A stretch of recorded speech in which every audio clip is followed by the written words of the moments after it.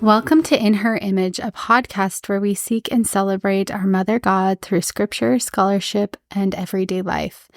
I'm your host, Meg Ripmanick, and today we have Amy McPhee Allebest here with us to explain the history of goddess worship. Amy McPhee Allebest is a feminist historian who studies the development of patriarchal systems and their impact on human beings throughout the world.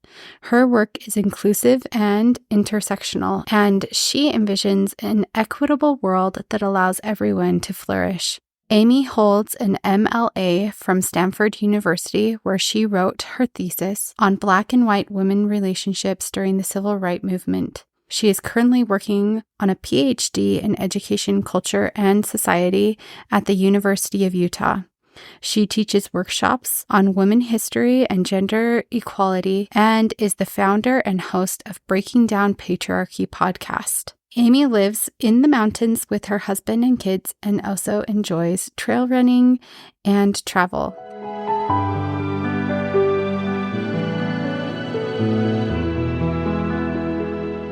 Thank you so much for coming and being with us today. We really appreciate having you and your expertise in this area. I'm super happy to be here. Thanks for having me. Of course. Today, we're going to go back in time, back in history, a time before written history, to glean what we can about the goddess worship during Neolithic time period. So, Amy, my question for you is, if someone is only familiar with history kind of through the lens of Christianity and the Bible, can you help explain about what time frame and human evolution that we're going to be talking about today? Yes. So long before the Bible. Really, really long. I mean, and we'll talk about the Neolithic period, I think primarily, but there were even goddess figurines found in the Paleolithic, which the Paleolithic starts in 2 million BCE and goes until about 8,000 BCE. And for listeners who don't know, Paleolithic just means old stone age, and Neolithic, neo means new, and lith, like a monolith, a one stone thing. So Neolithic means the new Stone Age. So we're talking about the Stone Age, but just different periods of that.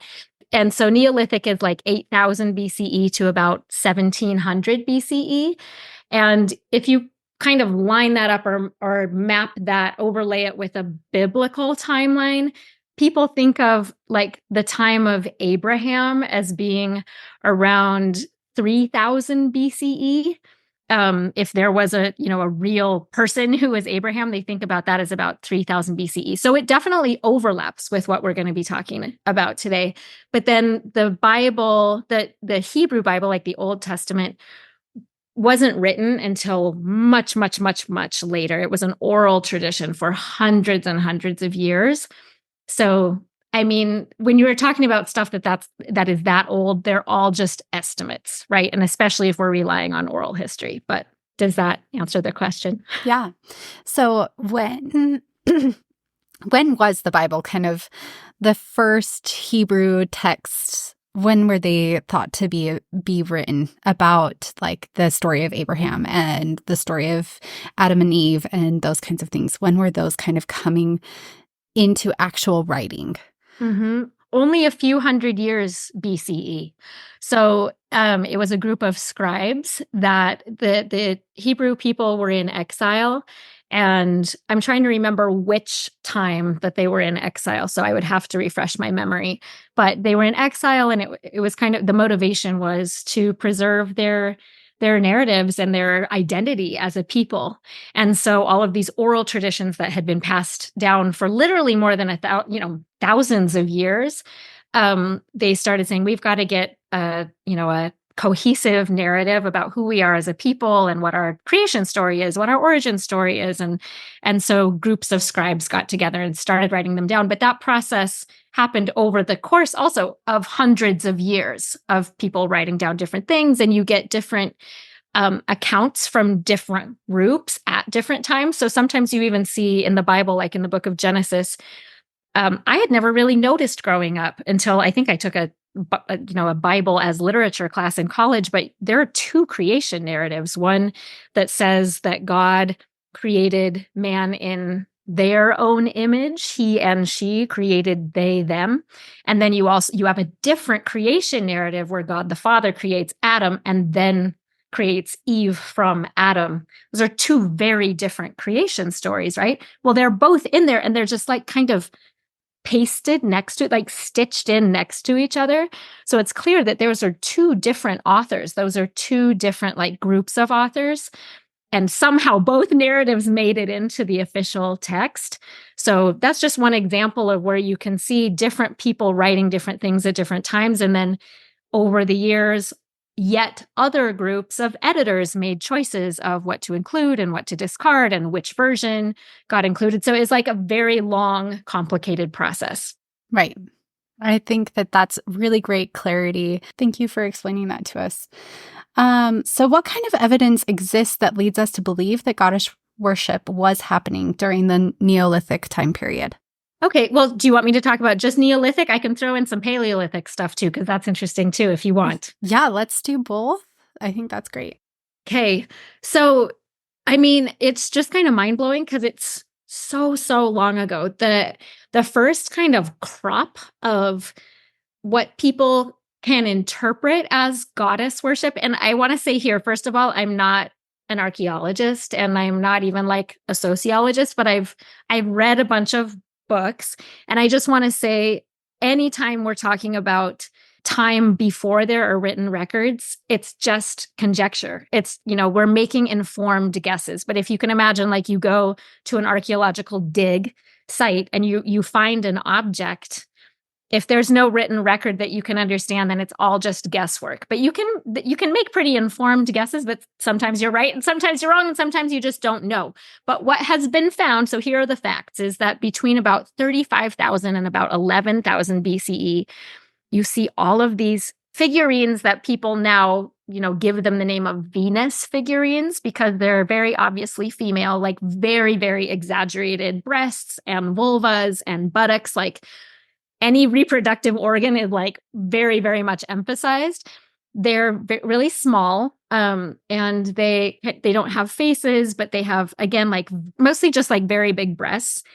And they're about the size that you could fit in your hand. There's traces that they were at one time covered in red ochre. And sometimes there's like scratch marks on them. There's a variety, but they all kind of have similarities. And they were found all over Europe.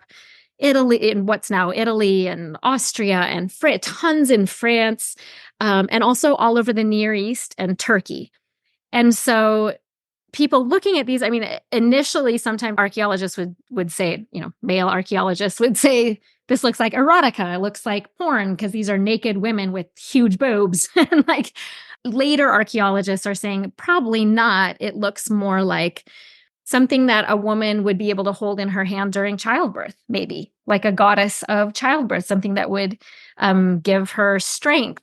But again, these are just guesses, but there are thousands of these figures that have been found, again, all over Europe and the Near East, and Asia. So that's Paleolithic, that's Stone Age. So I should say also Stone Age means that people weren't firing ceramics yet. They hadn't developed that ability, that technology yet. So they were carved. They were like carved stone.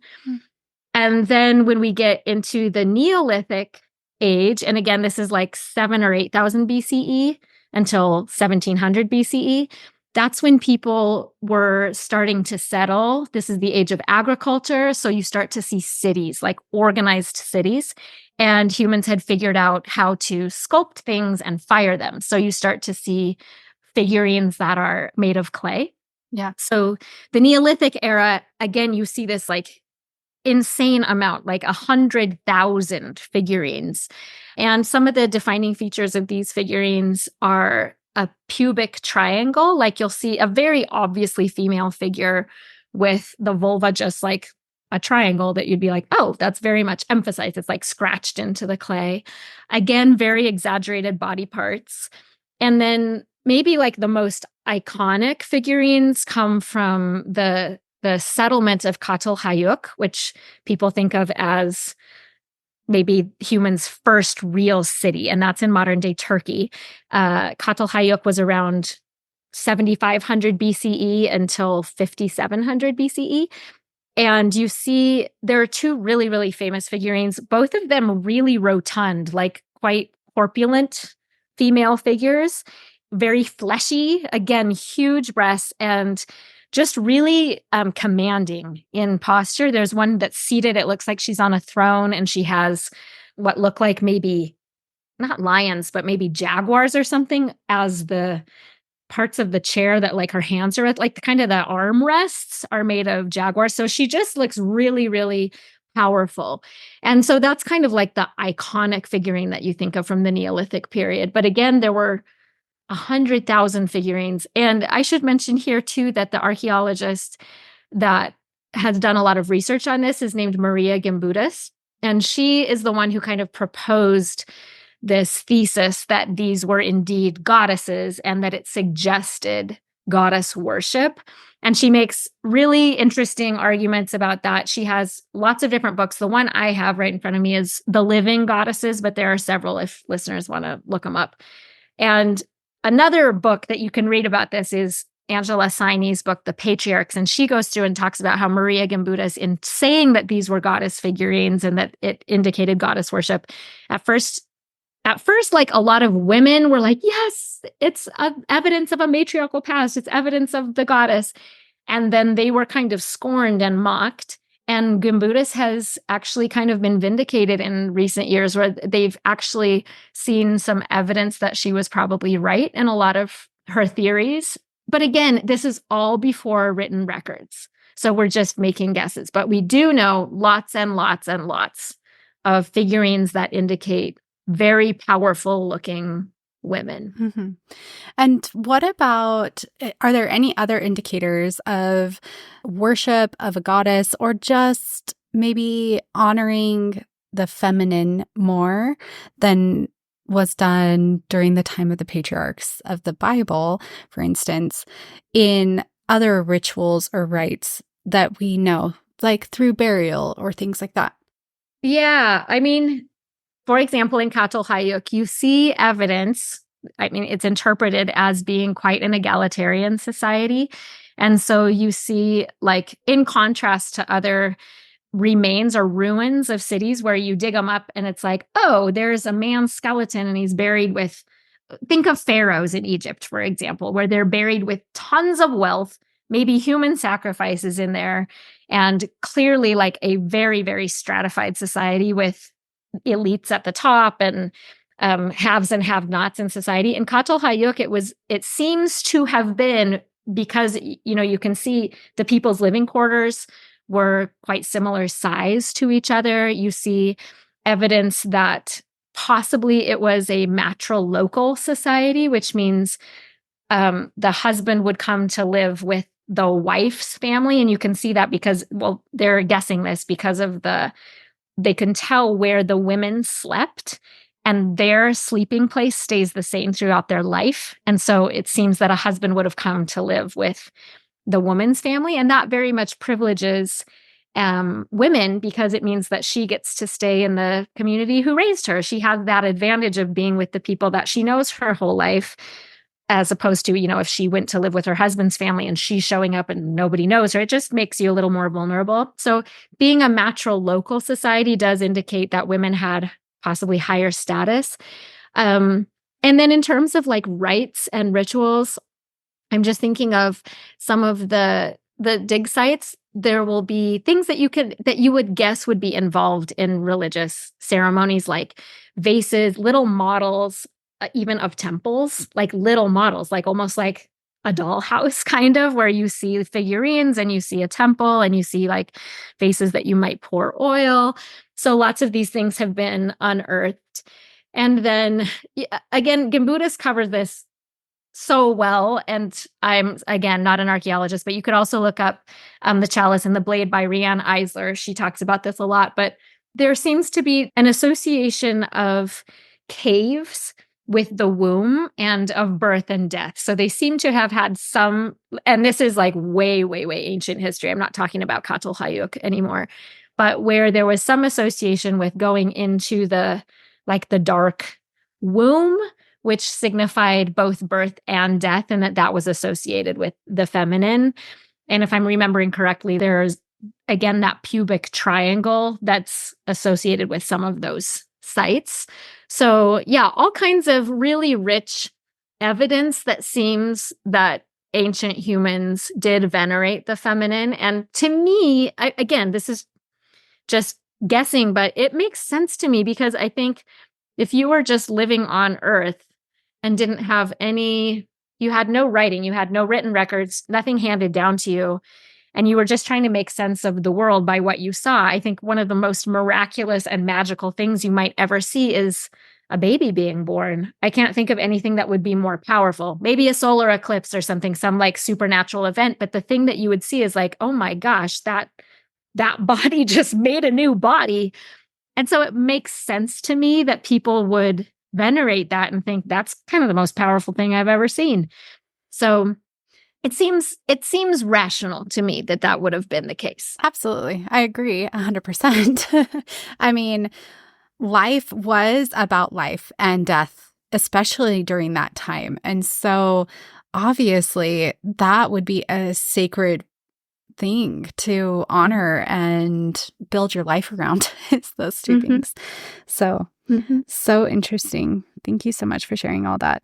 So what do archaeologists and historians think goddess worship cultivated culturally in communities during this time? Yeah, I mean, it's really hard to know. I talked a little bit about in Catalhayuk, the egalitarianism, that it seems that it was a more democratic society where there wasn't just like the hierarchy. I can talk about slightly later where we know a little bit more. In the Bronze Age, another culture that Riane Eisler talks about a lot is the Minoans. So that's a little bit later. That's like the 3000 BCE.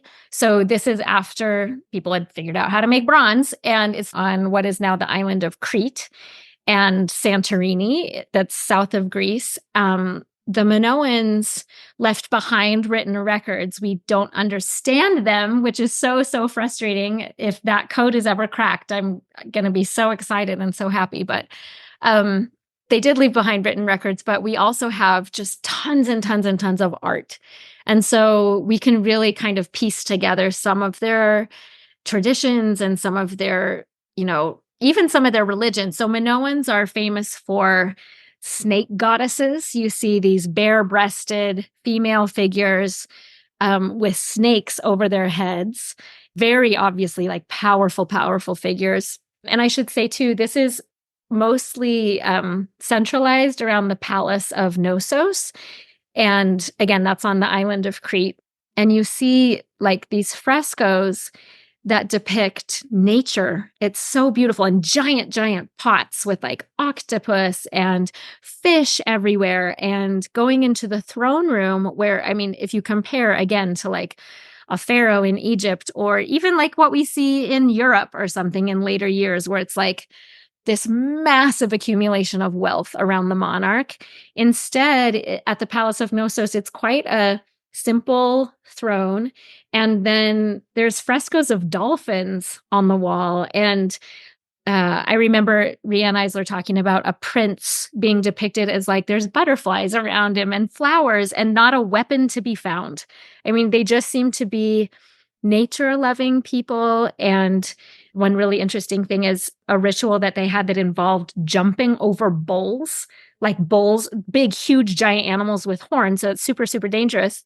You see women and men doing it together, like flipping over the bulls. And so it just seemed to be quite a gender equitable society, which is, so to your question about, in a society that we know had goddesses, what did that create in the culture? Where that seemed to create a peaceful culture where they weren't celebrating war and weapons. They were celebrating nature. And the frescoes that you see are priests and priestesses, gods and goddesses, and men and women doing stuff together. So yeah, it would be what Riane Eisler calls a partnership culture. So beautiful. Like, well, what if we could strive to be that today? That would be amazing, right? And it's great that we have this culture that did it, over 5,000 years ago. Mm-hmm. Yep. I think that's really interesting. And it kind of brings up this other memory that I had of another podcast I think you did that I listened to, where they talked about burials of Neolithic hunters. And Mm-hmm. a lot of people assuming that they were all men, but it actually Mm-hmm. being half women, half men, the hunters. Do you remember anything about that? I do. I think what you're remembering, and these were articles that were published fairly recently. This was in the Andes, actually, and it wasn't in the Neolithic period, but it was, I don't know how many hundreds of years ago, but it just proves the point that sometimes we have gendered assumptions based on what we've seen in our lifetimes and that we project onto ancient things. But anyway, yeah, there were assumptions made that these people, these remains were all male. And when they did DNA tests on them, they found that it wasn't 50-50, but it was maybe 2/3, 1/3, but a significant number of the people who were buried that were hunters. They were buried with their spears, and obviously hunters were women. And I know that has happened also with Viking remains, where they've, again, assumed that all of these skeletons, where they can't initially tell the gender, they just assume that they're all men, and then DNA tests revealed that there were Viking warriors who were women. So cultures that we project our assumptions on and then find out like, oh, it doesn't actually have to be this way. It hasn't always been this way. So there are other options of how to organize a society, right? Yeah. It's so amazing to think about that and just how these different communities had different cultures and different ways of operating. And I also love something about when I read Chalice and the Blade, how she talked about specifically that this Minoan culture, they had advanced technologies with plumbing and lots of things that then didn't come back into play until 1,000 years later when the Romans were there, and that those kinds of technologies existed even in an egalitarian type of community, and it didn't just have to come from these dominator side societies. Yep, true. So what do archaeologists and historians think about how goddess worship influenced the lifestyles of individual women and men during this time? Again, it's hard. You just don't know if you don't have written records. And I will say one caveat that I thought was important that Gerda Lerner pointed out is you can't necessarily assume that if you find a lot of goddess figurines that necessarily translated into women being treated really well. And she says, imagine if 1,000 years from now, archaeologists uncovered medieval Europe and found all the Mary art, found all the Virgin Mary statues and all the Virgin Mary paintings and mosaics. They might think like, oh, this was a goddess and woman-centered society, so women must have been treated really well. And that obviously was not true in medieval Europe. Women didn't have even close to equal rights. And so we do have to be careful about, just because we see women represented in art, we can't assume that necessarily meant that in their everyday practical lives, women were treated well. But again, things that do indicate matrilocality or matrifocality at least means that women were being venerated in their psychological and emotional lives. I mean, that's better than not, I would say. But again, it is hard to tell what their daily lives were like or what they thought and felt until later when we get records. Mm-hmm. So how and why did goddess worship decline? And I think that we're going to kind of like exit out of that Neolithic period into kind of a more historical period where we know this started happening, right? Sure. Yeah. I could talk about the goddess Ishtar. She's also known as Inanna, and she was an ancient Mesopotamian goddess. And this is fun because now we actually do know what people thought about her, because now we can understand their language. And she was worshipped in Sumer from around 4,000 to 3,000 BCE. And 3,000 BCE is around the time that people did start writing in Mesopotamia, and we can understand it. And she was worshipped by the Akkadians, the Babylonians, the Assyrians. She was known as the Queen of Heaven, that was written down. And she was alluded to in the Hebrew Bible. And she then influenced other goddesses all over the region. And this is cool because a record describes like what I guess a statue of her looked like. She had jewels, like precious stones, set on her vulva. And so she was clearly like a goddess of female sexuality. And they praised her as like a mistress of a battlefield and more powerful than kings. And so reading those descriptions kind of gives you possibly an insight into how people prayed to her, right? That you can imagine maybe even men praying to her as they went into battle, or that she had a role in their origin story, that they thought of her as having a really powerful role in their cosmology. So that's a powerful one. And then I guess your question was, how did they decline? Yeah. So how did it go from, Inanna and Ishtar, which we just did a 4-part series on Inanna. So you already know all about her. Well, okay. We did more of a storytelling series about like one of her myths and kind of just breaking into that and what it could mean for different women. But it was really beautiful and amazing. I loved it. And I think I've heard from a lot of people that they've loved it as well.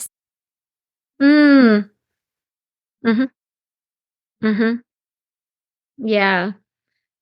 Well, yeah, sure. And it happened differently in different places.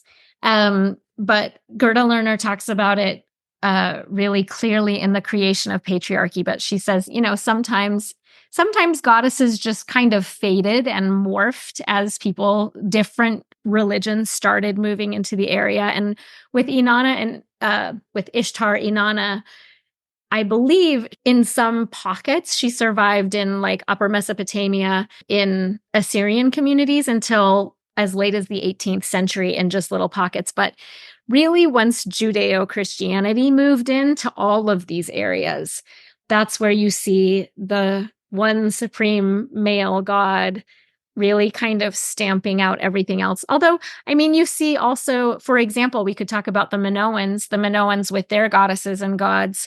They were conquered by the Mycenaeans and later the Greeks.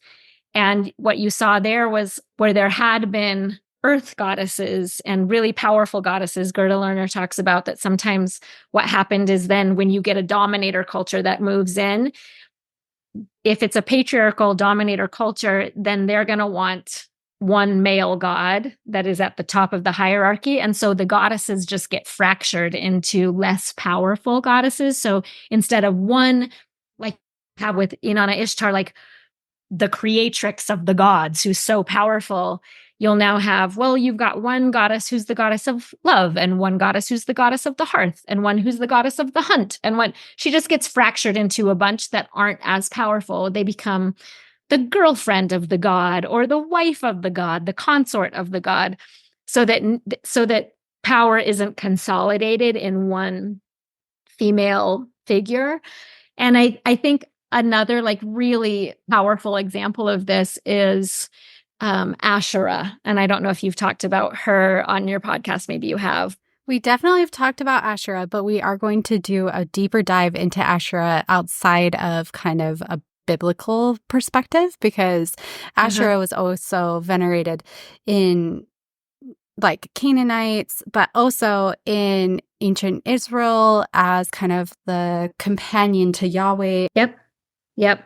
It's just an important story to talk about because you can see it so clearly because it is recorded in the biblical text right there, right? Where, as you know, Israel moves into Canaan and their scribes hundreds of years later are writing the story saying, and then our God told us to destroy all of Asherah's statues and groves and burn down all the trees, and they try to wipe out Asherah from memory. So that's one way that the goddesses disappear is, sometimes there's an active, deliberate campaign to say that's pagan, wipe her out. And then, like I said before, sometimes it's just more gradual. If you think of much, much later, you have goddess worship all over the earth.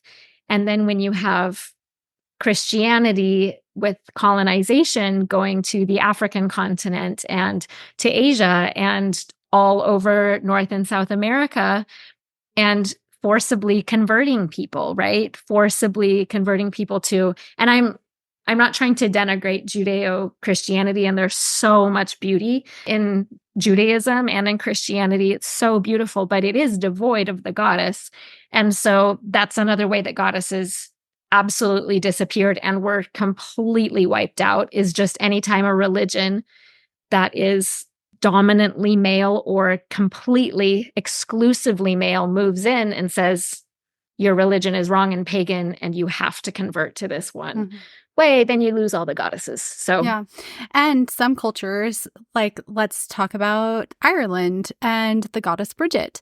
She was kind of taken and turned into a saint, right? So when that tradition couldn't be crushed, then it was adopted in some way, but in a way that could be supported. Sure. So just really interesting.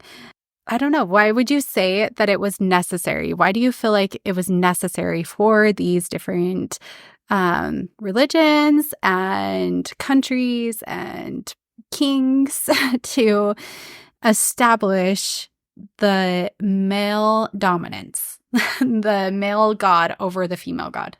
I wonder about this all the time. Like, you almost wish you could interview individual people in history and say, like, were you doing this on purpose? Did you really believe that that is what God wanted you to do? Or was this like a political campaign because you wanted power? Probably lots of people had lots of different motivations, right? And we don't know. But I do think it's pretty compelling, the quote by Mary Daly. She's a Catholic theologian, and she said, when God is a man, then man is God. And so if you're a person who is who wants authoritarian total control, and you believe that in patriarchy, then of course you're going to want a male god at the top of the hierarchy. And if you can claim that you are, the emperor who was ordained by that father god, then nobody can question you.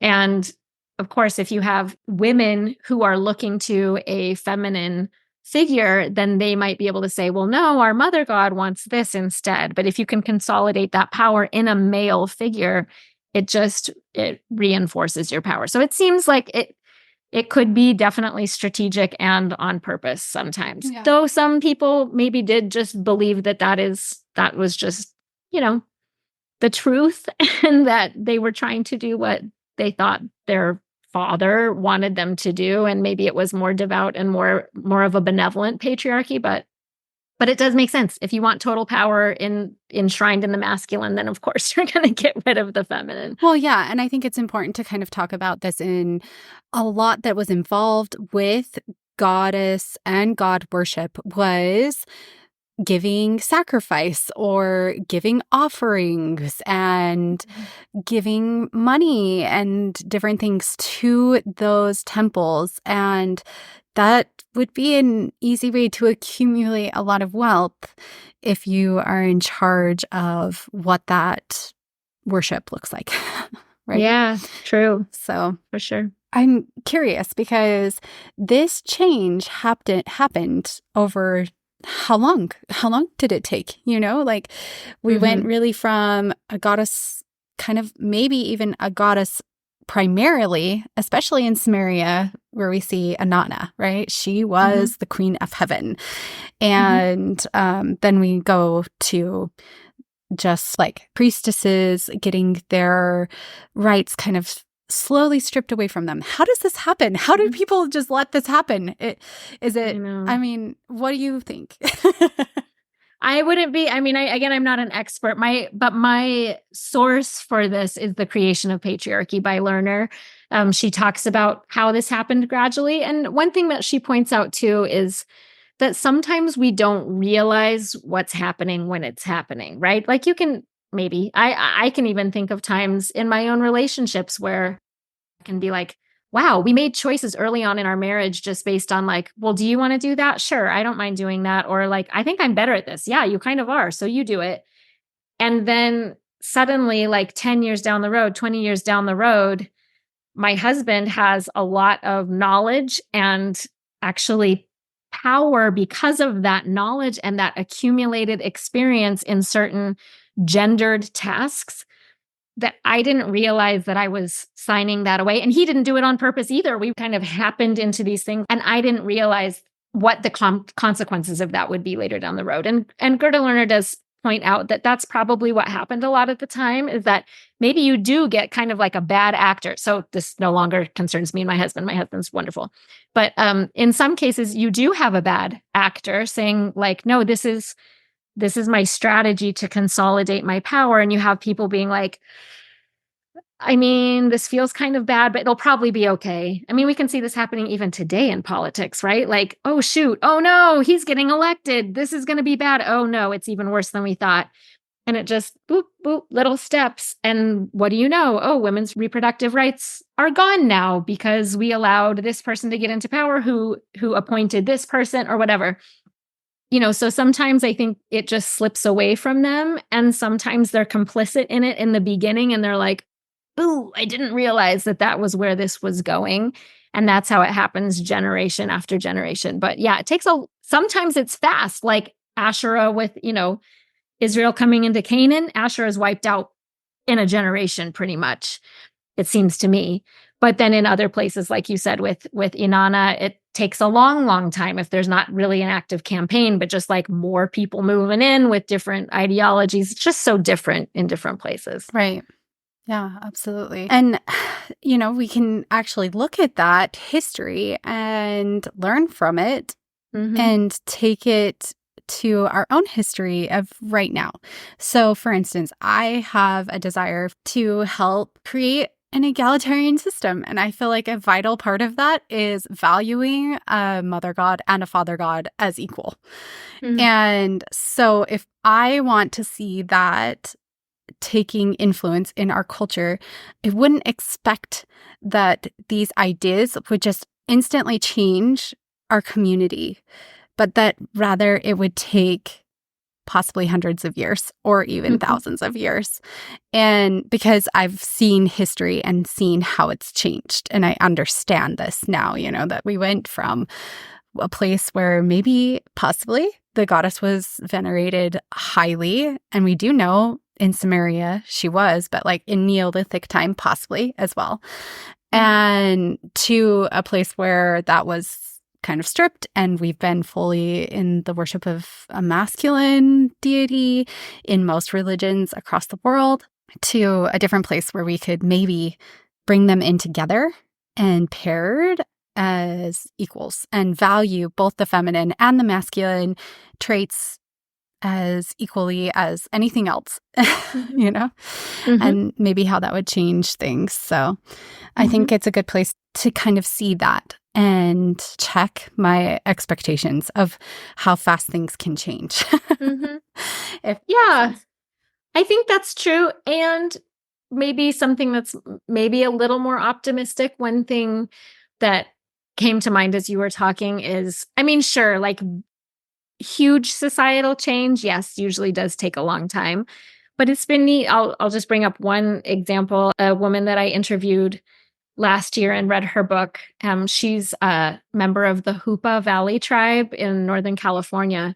And she and her parents, so their generation, decided that it was time to bring back this beautiful rite, this initiation rite that they did for girls prior to basically the genocide that happened in their area when settler colonialists came in and took their land and murdered their people. There was one of their rites that had kind of gone underground and been almost forgotten. And they decided to bring it back and revitalize this beautiful ceremony that they had for young girls that their, great grandparents had done. And they brought it back, and now everybody does it. Everybody, like the whole community. And now girls grow up expecting it. And once they decided to bring it back and they talked to the whole community, they're like, what do you think about bringing this back? And they started looking at records and seeing, does anybody here remember hearing your great-grandparents talk about it and writing it down? And they brought it back within like 20 years. And so, I don't know, that's like a rare story of hope and optimism that you can teach your kids differently, that you can influence your communities and hopefully create some of that change, at least in your section of the world, that maybe can ripple outward from there. I love that. I love that so much. And I feel like I kind of want to connect that to an experience that I've had in my life. I am friends with a lot of birth workers, and most of them work with women that are pregnant or giving birth or maybe have had birth loss. And as they've done this, they've realized we need to honor women through ritual a lot more. And so they do things like mother's ways blessings and closing of the bone ceremonies and different things like that, and just learning about those types of traditions that have existed throughout all the world and starting to practice them again. And as I have been able to participate in those different rituals and ceremonies, I have come to appreciate myself as a woman a lot more. So that's lovely. It's been really beautiful to be able to observe and see, and I do feel like it makes a huge impact. And I would love to know more about doing ceremonies for my young girls. I have 2 girls, and my oldest daughter just turned 8. And I feel like that's a big age and a big transition, and I would love to honor her in some way, but I just don't even know. I guess I'm not creative enough to come up with some kind of thing to like honor that age. And then also when, she starts her period or something like that, I would love to do something for her. So that's a really important thing. And thank you for bringing it up. Maybe we can start collaborating together with other people to create more of that in our world and renew things in a hopeful way. Yeah, I will just say how powerful it is too, to, like you brought up St. Bridget in Ireland, and just looking in our own, it's so beautiful and powerful to look at other people's ancestral practices and stuff. And of course, to be careful to not culturally appropriate other people's traditions, but to appreciate them and learn about them. But then like you brought up Bridget, and just thinking, okay, well, so what did my ancestors in Scotland or Ireland or Sweden or wherever we're from, China or wherever we're from, to say, like, is there something that feels empowering from my ancestral past that I could resurrect and connect to my ancient ancestors, or make something up? Like you said, and just be creative and think what feels powerful and beautiful to me and is meaningful. Like, what are my daughter's favorite, I don't know, flowers or songs, or make something up, because we can invent, because anything that we would bring back was invented by somebody at some point. Anyway, like somebody made it up, right? And also maybe inspired. So those that are spiritual, like, pray about it and ask for divine revelation about what those rituals could look like, and then bring that spirit even into it, and creating something new. Do you connect with the divine feminine in any way? And if so, is there anything you would want to share about your experiences with that? I would say that I definitely share your conviction that having a solely masculine conception of God is really imbalanced and really, really unhealthy for everybody, actually. It's not healthy for boys and men either, because we all have masculine and feminine in us. And we have, all of in order to be fully actualized, thriving, flourishing human beings, we can't be associated with only masculine traits. So I would say it's really important, I think, for people who are religious and spiritual to have some sort of balance to that strictly masculine presence. And I would say too, I know that some people talk about the kind of the heteronormativity of having a father, like an embodied father and an embodied mother, that's tricky. So I know that for some people, it's really important, rather than having an embodied father and an embodied mother, to have maybe an androgynous conception of God, but where everything is included.